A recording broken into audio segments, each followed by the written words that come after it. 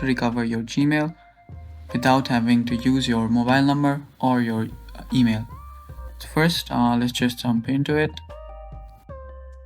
Let me just change this to English.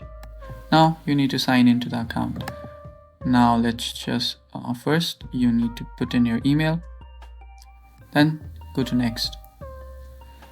Now here what you need to do is you need to click on forgot password.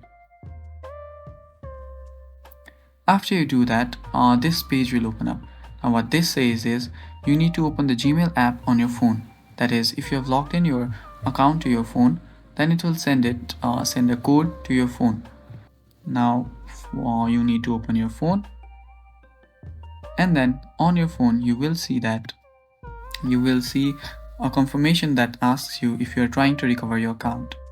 Now there you will need to press yes, it's me. After you press there, you will see this page load up. It says that you can update your password right now or you can continue.